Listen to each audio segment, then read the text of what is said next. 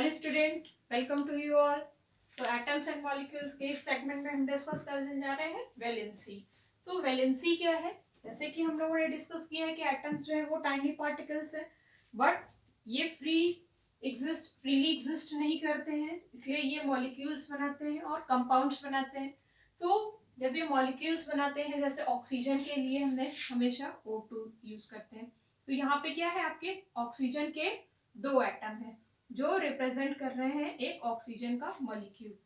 या फिर अमोनिया आप देख लीजिए, यहाँ पर भी आप देख रहे हैं कि नाइट्रोजन और हाइड्रोजन कंबाइन होके अमोनिया का मॉलिक्यूल बना रहे हैं।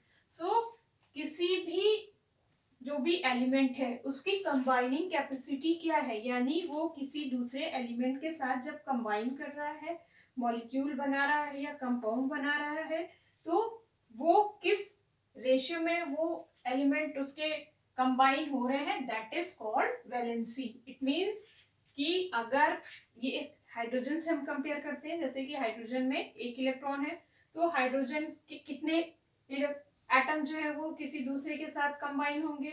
या क्लोरीन को हम ले ले तो क्लोरीन को भी एक ही इलेक्ट्रॉन की जरूरत है, और वो किसी दूसरे एटम के साथ जब कंबाइन कर रही है तो कितने क्लोरीन के एटम उसके साथ कंबाइन हो रहे हैं। या ऑक्सीजन के जो दो इलेक्ट्रॉन है वो किसी दूसरे एटम के साथ जब कंबाइन हो रहे हैं, जैसे इन केस ऑफ आप देख सकते हैं हाइड्रोजन, तो इसे दो इलेक्ट्रॉन की जरूरत है, इसलिए ये हाइड्रोजन के दो एटम के साथ कंबाइन होगा और वाटर का एक मॉलिक्यूल बनेगा।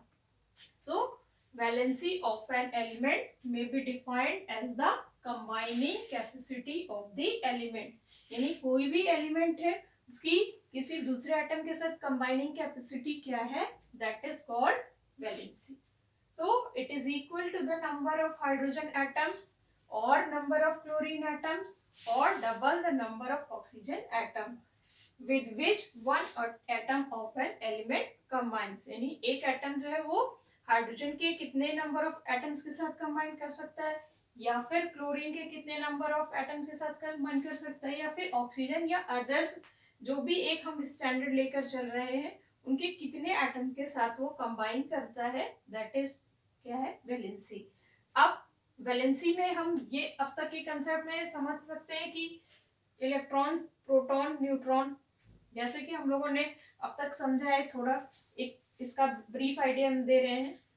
आगे के चैप्टर में हम इसको डिस्कस करेंगे कि इलेक्ट्रॉन, प्रोटॉन, न्यूट्रॉन जो है वो एटम में कहाँ एग्जिस्ट करते हैं, कि प्रोटॉन और न्यूट्रॉन जो है वो आपके न्यूक्लियस में है, और इलेक्ट्रॉन जो इसके चारों ओर शेल है उनमें मूव करते रहते हैं। सो नंबर ऑफ इलेक्ट्रॉन्स जो शेल में है वो आउटर शेल में कितने इलेक्ट्रॉन्स है वो ही रिएक्ट करते हैं, वो ही केमिकल रिएक्शन में पार्टिसिपेट करते हैं। उन्हीं इलेक्ट्रॉन्स की शेयरिंग या डोनेट होने से या एक्सेप्ट करने से बॉन्ड्स बनते हैं, और उन्हीं के कारण जो है मॉलिक्यूल्स हैं या फिर कंपाउंड्स हैं ये बनते हैं।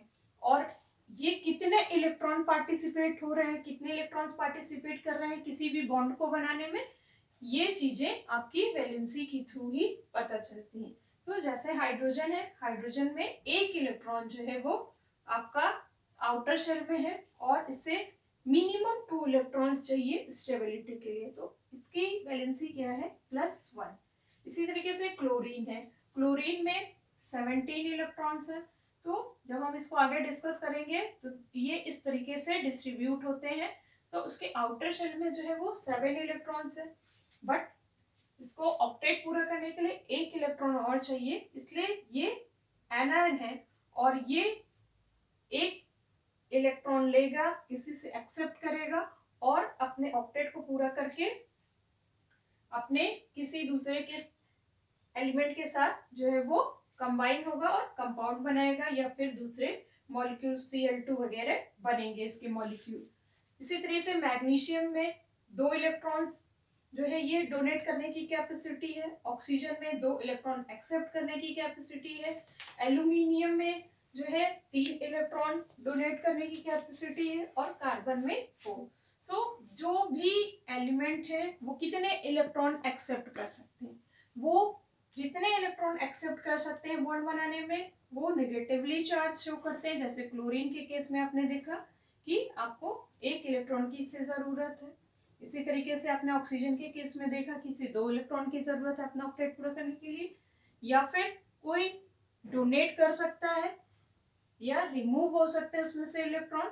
तो जितने नंबर ऑफ इलेक्ट्रॉन्स रिमूव होंगे या गेन होंगे वो ही उस एलिमेंट की वैलेंसी कहलाएगी।